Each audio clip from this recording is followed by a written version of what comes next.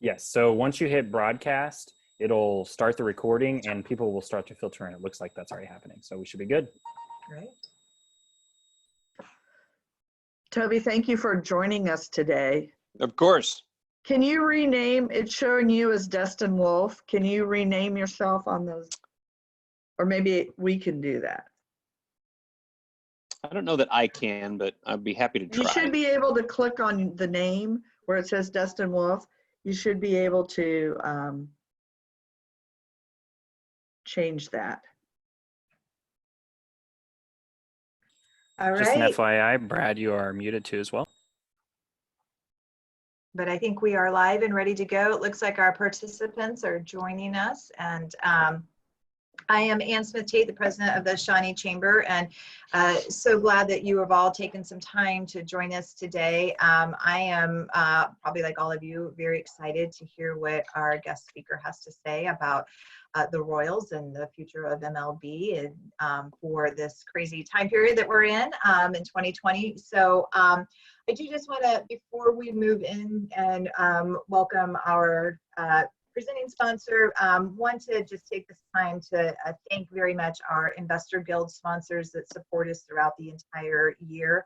You should see on the screen in front of you the list of all those sponsors, American Family Insurance, which we will hear from today, Advent Health, Bayer, Central Bank of the Midwest, the City of Shawnee, and Waste Management are our platinum members this year.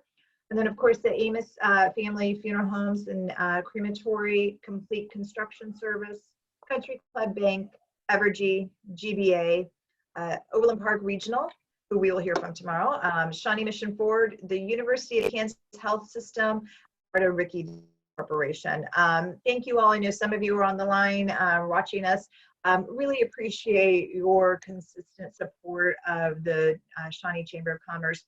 This has been such an extraordinary time, as you all know, and our member support is so key now so that we can work like harder than ever to serve all of you and make sure that we source for consistent quality information and still providing opportunities for all of us to connect like we are here today, even though we're all doing it from our different home offices or dining room tables or wherever. I do want to let you know that the chamber staff will start slowly returning back to our offices in June. So we look forward to at some point seeing each one of you in person, and we'll keep you all updated on how that part of that progresses. So I am going to turn it over now to Brad Henry with the American Family Insurance Group. Brad and the rest of his teammates there, Brian Rapp, the Williamson and Associates, Michelle Hereford, Kyle Zeller, and Michelle Underwood, are all wonderful members of ours and are hosting and presenting sponsor today. So Brad, I will let you take it away. Sounds good. Thanks, Ann. I think the first thing to look at is when we first became Investors Guild members, I don't know, probably 5-6 years ago, something like that. On that opening slide, there was 4, 5, 6 other companies. Now there's 10. I don't know how many were on there, a ton of them. So it's just impressive the sponsorship level overall that the chamber has now, and kind of where we've grown as a chamber just in the last few years. We had an opportunity as our American Family Group to increase our sponsorship level this year, and we did that. And through all of this, we kind of see the importance of community and why supporting that community is so important. And that's one of the things that chamber is all about, is just reaching out and having that community presence. I feel in Shawnee, you can feel and see and hear it everywhere, which is very important. The 6 of us, I would just want to talk about us real quick. Our scope just isn't Shawnee. Aside from Shawnee, between the 6 of us, we have offices in Kansas City, Kansas. Obviously, we have a bunch of offices in Shawnee, but we also have a handful in Lenexa. We have a couple in Overland Park as well. So we're pretty spread out, and I know just not all chamber members in the Shawnee Chamber are part of Shawnee, or have their business located in Shawnee, but we are proud to have locations in Shawnee as well as other places. Don't really want to take up too much more time. The one kind of thing I wanted to highlight is, I'm sure the vast majority of insurance companies, you guys all got some kind of check in the mail from them or a credit on your bill due to the COVID-19 thing, and just a little bit of a bill credit there. One thing that American Family did a little differently is we actually issued checks to all of our clients, which we took that stake as a company just because that was a more powerful way to get money in people's hands. Getting a $50 check for every car that you have insured, you can then choose how you use that money versus having a little bit of a bill credit. I did some quick math, and between the 6 of us that sponsor here, those checks that American Family sent out on behalf of us and on behalf of our clients totaled nearly $400,000 for just the 6 agencies that we have here, which I think is a pretty cool stat that we are able to have, you know, at $600,000 impact into our community. That's all I've got for right now. I will turn it over to Toby. We've got some giveaways that we will do here at the end. Thanks.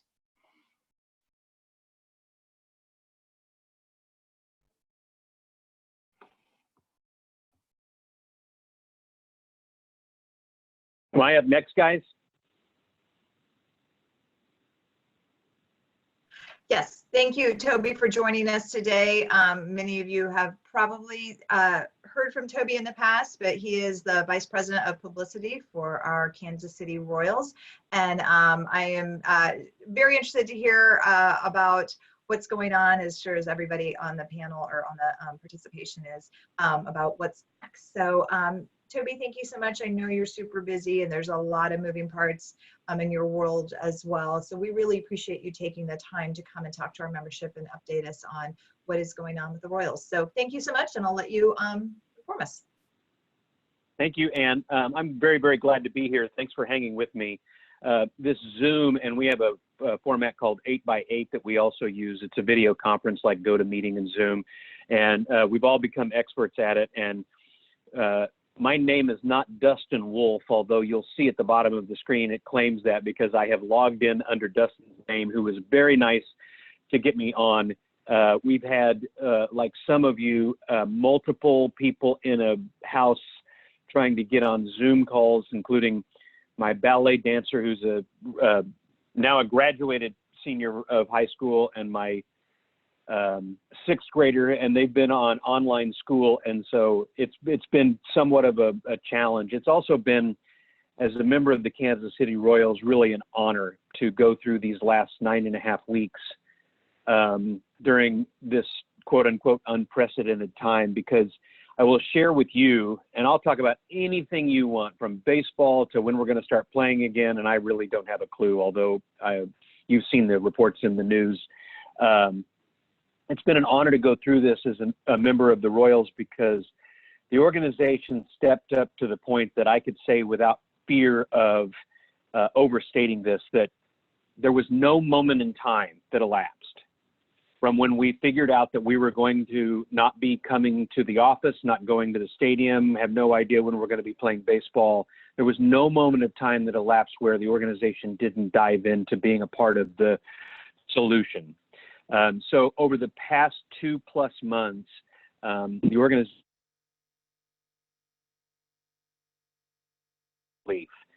and it really started off with a program called Royals Respond that was spearheaded by Royals Charities, where they initially provided 500,000 meals to harvesters, followed up by providing volunteers at a sport complex this past Monday. There were actually more than 5,000 helped, but 3,000 families, and it was just an incredible event. And in between that, it was Salvador Perez doing a video where he was washing his hands and singing "Take Me Out to the Ball Game," because that took until now, this week, where Ian Kennedy, one of our pitchers, the daughter of Officer Mike Mosher, who was killed in the line of duty this past week. And it just on and on and on. So whatever good things you felt about the Royals off the field, you should know that they've been all about it during this COVID response time. So one about the baseball team in general, and then this Royals Respond, and then I'd just love to open it up to a ton of questions.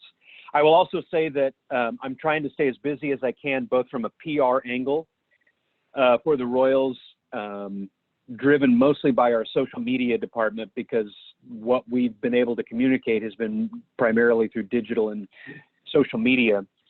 But I've also been able to maintain some of my speaking engagements, including incredibly the fact that I double booked today. Mary had reached out to me when we had been talking about joining all of you, and then another Mary from the Olathe Optimist Club asked me if I would speak to them. And it's funny that their noon Olathe Optimist Club meets at 11 a.m. And I know you all meet somewhere between 11:30 and 1 most of the time, and somehow they coincided, and I was able to adjust. And now I'm speaking to both groups within the hour. So you're very nice to hang with me. And Mary, thank you for your patience. Dustin, thank you for your assistance in getting location in the Kansas City area with this fan going on behind me. And occasionally I will have a cat and a 9-year-old walk in, and it,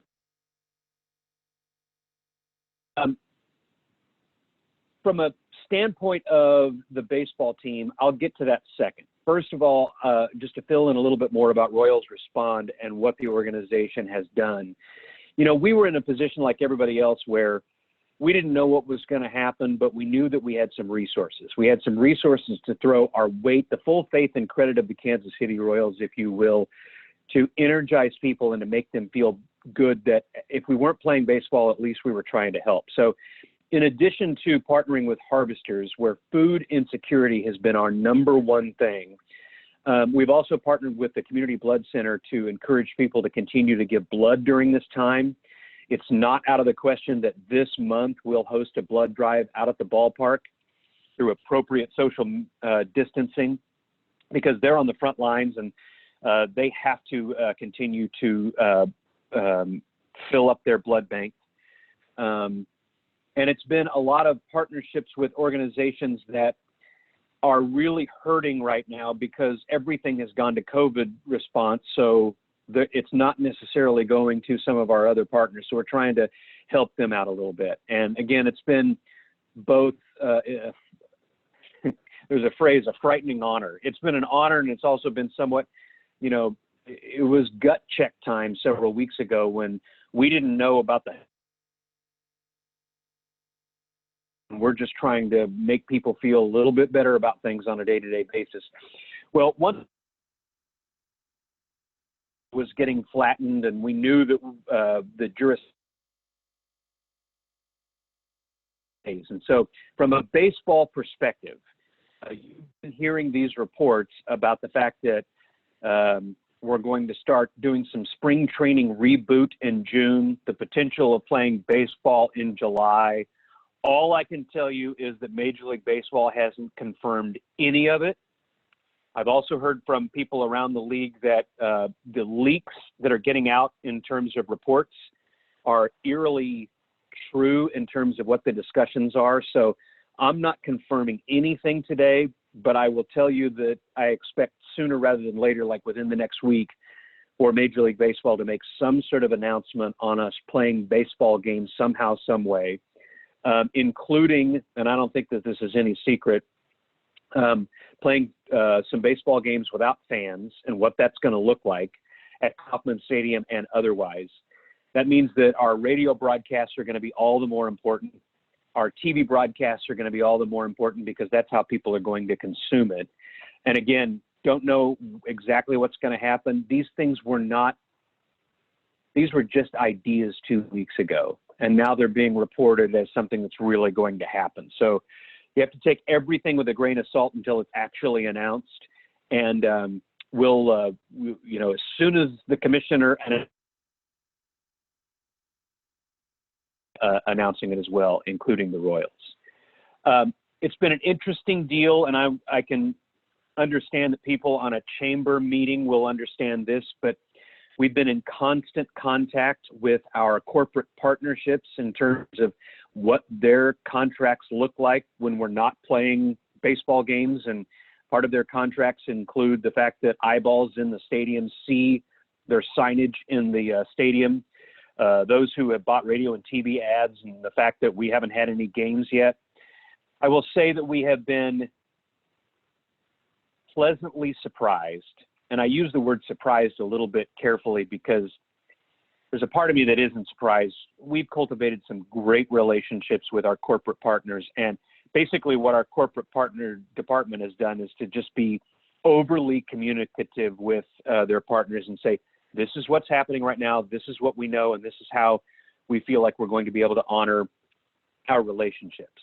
And they've been very great to us, where they've said, we don't know that we're going to be able to keep things going the way that we had initially set out, because these companies that we're dealing with have their own issues with cash flow and revenue and all of that. But it's just been pretty incredible to hear reports from our folks on the corporate partnership side in terms of how they have had communications with their partners.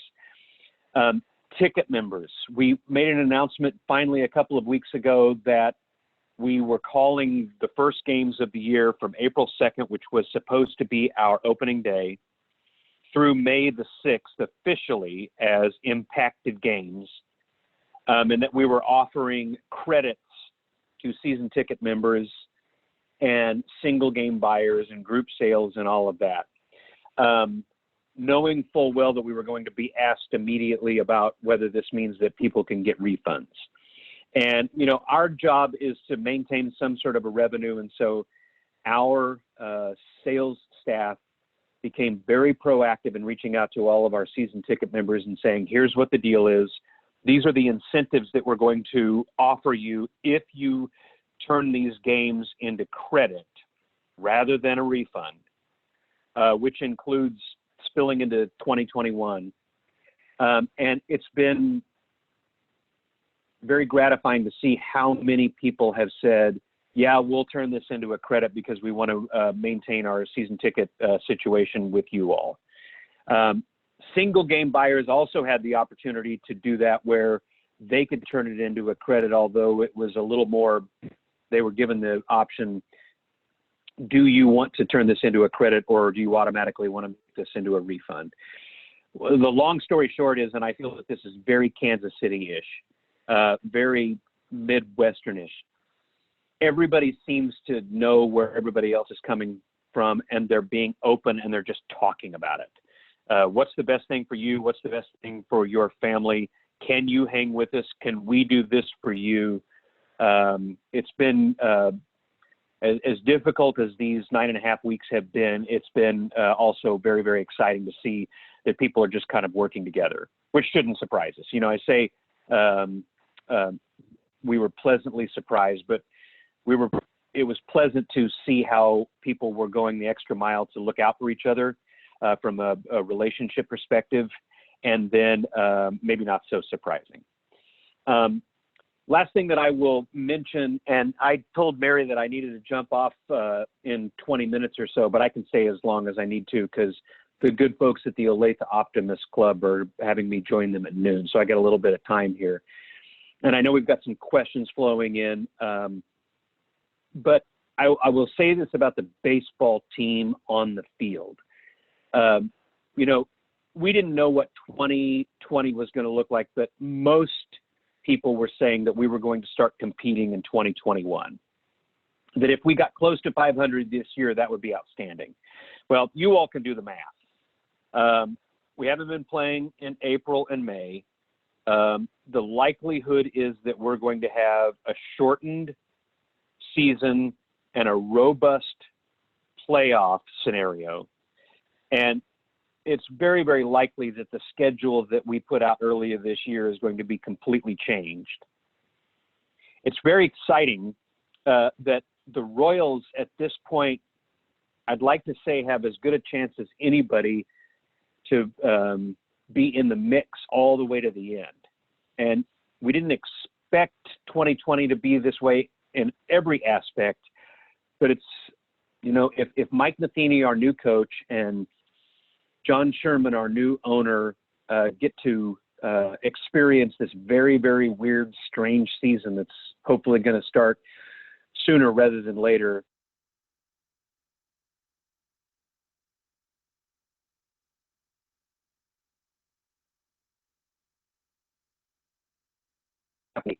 Career turnaround year, and he is one of several pieces of the puzzle that could be very, very exciting for a guy with Whit Merrifield and Salvador Perez, who's going to be back, and Alberto Mondesi, who's going to be back.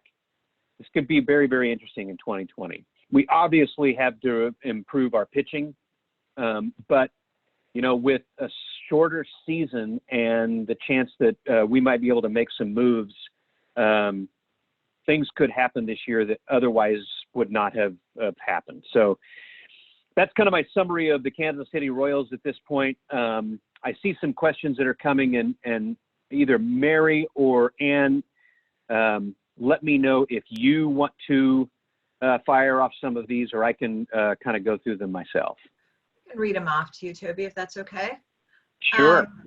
All right. So our first question here, well, just a comment from Mark Nasser that he's been watching the 2015 playoff games and enjoying them, that special team playing baseball the right way. So that is fun. Good memories. And I will say, just anecdotally, probably we were supposed to have our SEDC Day of the K on May 6th. And if you remember or not, but it was really beautiful weather that day. And I have to say that was probably the first day that I really felt like, oh my gosh, I'm so nostalgic for the way life was just, 12 months ago or whatever. So really missing that. Our next question is from Paul. How is the new owner able to deal with this? No revenues, but still expenses. Is there any cooperation with MLB or other owners to help a new owner in this situation? Yeah. And Ann, give me a yes or no if you can hear me okay. I can, yep.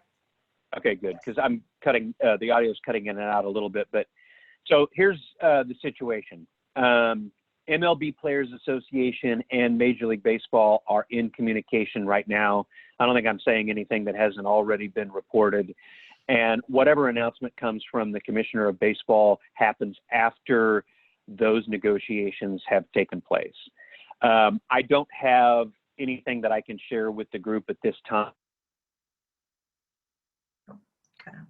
Happened very early on in the season, which is that they made an agreement that they were going to accept a prorated salary based on the number of games that were played. And now there's a secondary round of negotiations that are going on. And you'll know that there was a breakthrough when the Commissioner of Baseball announces what the plans are for MLB. So that's basically all I've got at this point. I think that that's really going to start coming out in the next 48 hours. Oh, okay, great. Well, we will all be paying attention to that. So did the Royals end up putting up the protective fence or net? I know that that's been a discussion over the last few years for fan safety. Did that happen? Yeah, so yes. I mentioned on one of my 1,000 teleconference calls that I've had over the last month yesterday that the most Cut out. ended the netting all the way to the foul poles, and we're not going to have fans in the stadium for the first several games. But yes, that did happen. The netting goes all the way to the foul poles except for, and I'm making this visual here, there's a small little area where the netting ends and the foul poles begin, and then there's something that connects to it. And for those of you baseball fans, you'll know about ground rules, which means that if the ball hits here, it's a home run. If it hits here, it's a foul ball. If it's here, it's out of play. And you can't have the netting going all the way up against the foul pole, because if it bounces off the netting 1 inch to the right, but then hits the foul pole, then it's too hard to figure out. So we are going to have extended netting all the way. We just probably are not going to have a capacity crowd for a while. So it'll come in really, really handy in 2021. So what about the players? And you touched on that a little bit, but how are they holding up, like with the mentally? I mean, this is, kind of got to be, getting the racehorse all ready to go, and then now they're just sitting back. So how are they doing?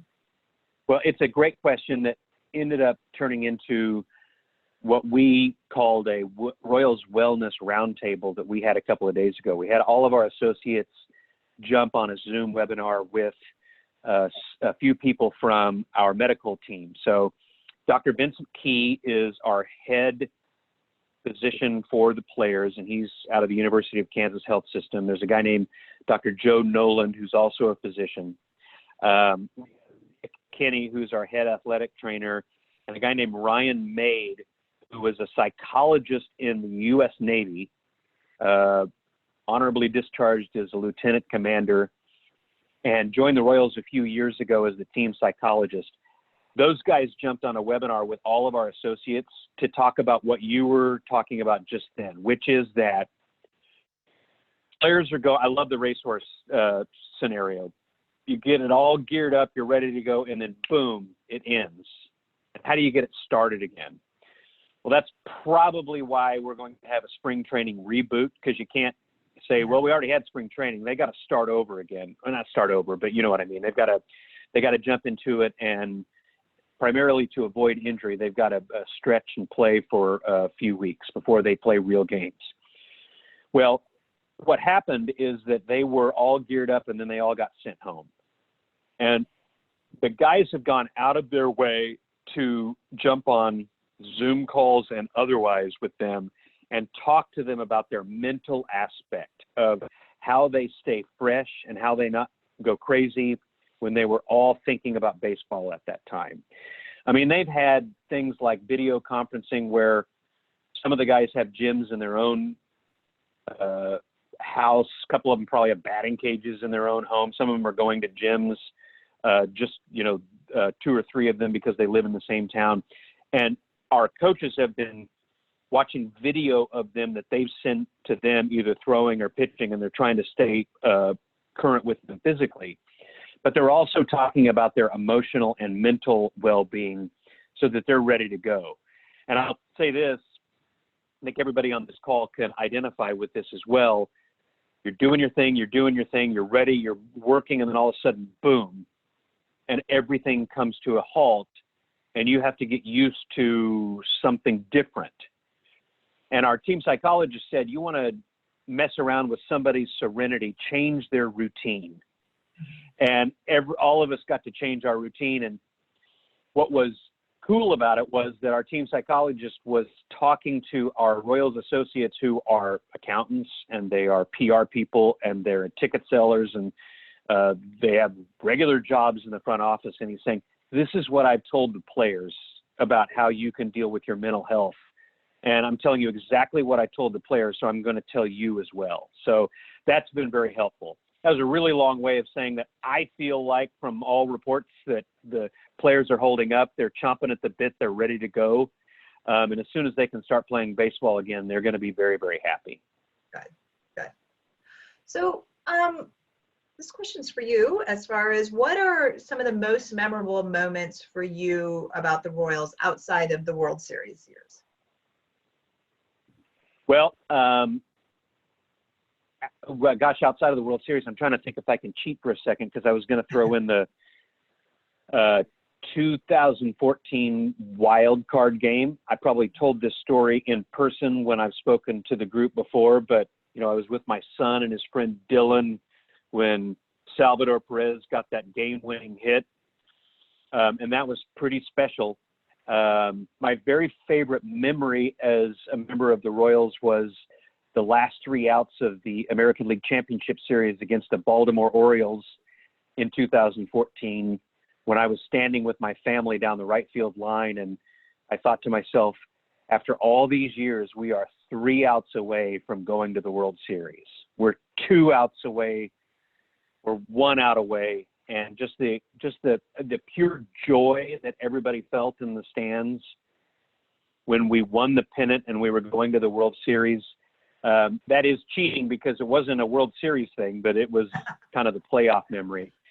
I think that, yeah, And I will say this, I'll throw out a couple of different things. One of them is the 1,066 people who have sat in the Buck O'Neil legacy seat. That happened right when I started with the Royals after Buck O'Neil died, and we created the Buck seat, and I've gotten to be around about probably 750 of them.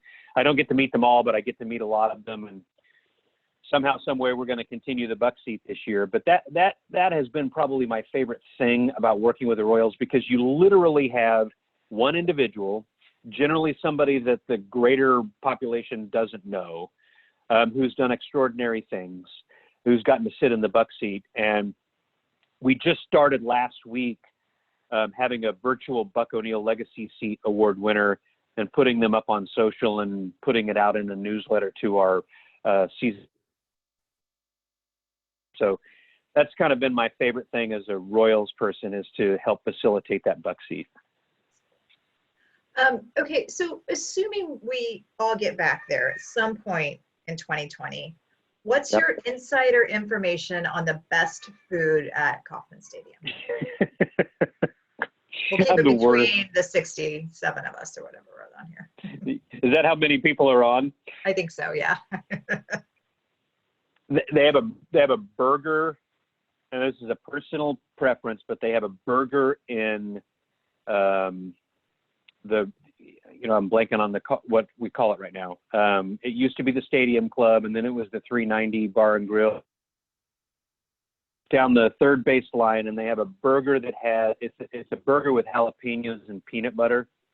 Jalapenos and it's peanut?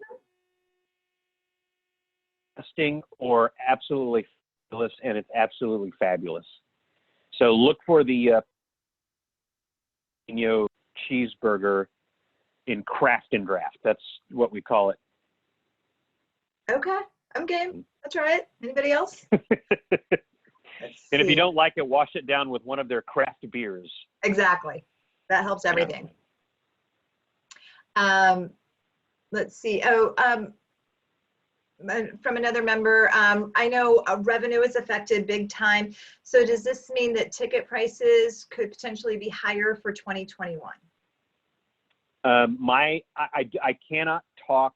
I can't say, because I don't know what ticket prices are for 2021, but you can imagine that the Royals have a lot of incentive to thank their fans for hanging with them during this year.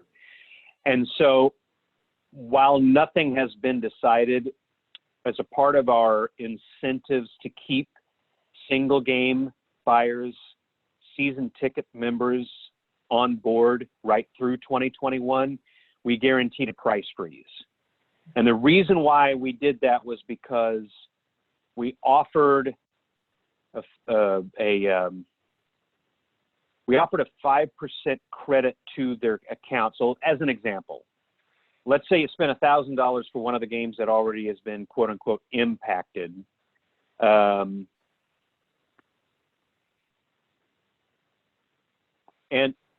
And they add 5% to that, so you have an extra amount of money in your credit to then buy for a game in 2021. And we guaranteed that you're not in a situation where you've got a credit, but all of a sudden it gets wiped out by a price increase. There will be plenty of teams that keep their ticket prices flat. I would say that the Royals are going to err on the side of thanking fans for hanging with them, rather than trying to raise revenue by increased prices across the board. So I'm dancing around it a little bit just because no decision has been made on prices for 2021, but I think it's going to be fan friendly. Good. Just they won't make it. It doesn't feel like the Royals in any way, shape, or form are going to try to make up lost revenue on the backs of fans. Good. I think I got most of them. Let me see, that have come in or they've been addressed. Any other questions out there? Well, great. Toby, I appreciate again so much that you were able to join us, and I know you are a man, as always, in demand around this city. So we appreciate the time you give to the Shawnee Chamber, and you know, we will all hope to either be somehow listening, watching, or maybe even eventually out there in the stands cheering on the city. Yep, all of the above, and I hope it's all of the above in 2020. Yes, yes. All right. Stay Thank healthy. you, guys. Bye-bye. All right. I am going to turn this back over. Before we do that, I want to mention that tomorrow we have a webinar on Friday afternoon. You can join us with a cocktail if you want. It's Friday, it's quarantine, it's all legit. But we will be hosting the Chief Medical Officer, Dr. Larry Watts. He is with the Overland Park Regional Medical Center. And as we all start to plan our re-entry back into our offices and our daily life and getting out in the public, we thought it would be beneficial for all of you to have the opportunity to hear directly from one of the leading medical professionals in our Kansas City area and have that opportunity to ask one-on-one questions. So, you know, please plan on joining us. There is no cost to that. And we do ask that you register ahead of time and be thinking about things that, the questions that you have that you would like to ask Dr. Watts. That's hopefully a great opportunity for you to make sure that you are as armed with information as possible as we all head back into what we hope will be sort of a great reentry into our normal workaday life. So thank you all for joining us. I'm going to turn it over to Brad, and I think that they have a few prizes to give away. Perfect.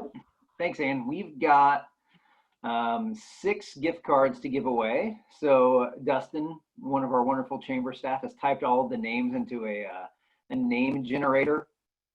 So we will do these. So the first gift card we're giving away is from Michelle Hereford's agency. So all of these are $50. If you don't know, Michelle's office is located at 81st and Parallel in KCK. So we will generate a name here for a $50 Hereford House gift card. Let's go for it.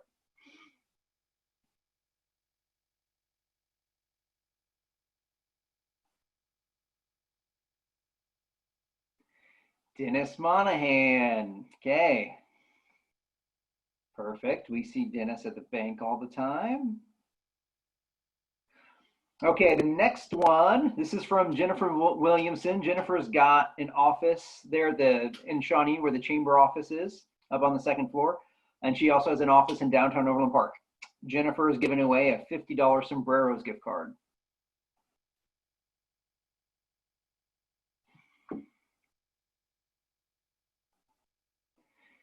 Tim Rhodes. There we go. Next one we've got up is from Michelle Underwood. Michelle just opened up an office in Shawnee late in 2019. She's at Shawnee Mission Parkway in Monticello there on the south east side. And then she also has an office in Overland Park around 121st and Metcalf. So Michelle is giving away a gift card to Paulo and Bill.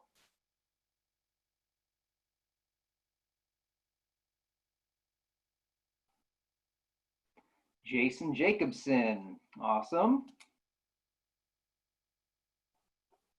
The next one is from Kyle Zeller. Kyle's got 2 offices. One is 87th and 69 Highway. It's just east of 69 there. And then the other is in Paul's old location there at 435 in Midland. Kyle's giving away a gift card to Minsky's.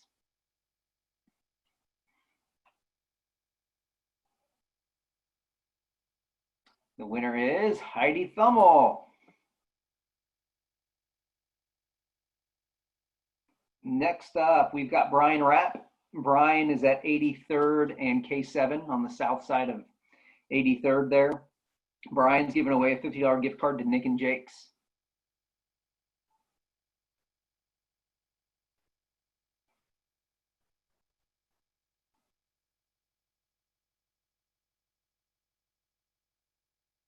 We've got John Jacoby. The last one is my giveaway. This one is for Old Shawnee Pizza. I've got offices where the chamber is located, 87th and Rose Hill, and another one in South Overland Park. So we'll give away this Old Shawnee Pizza card. The winner here is Natalie Breck.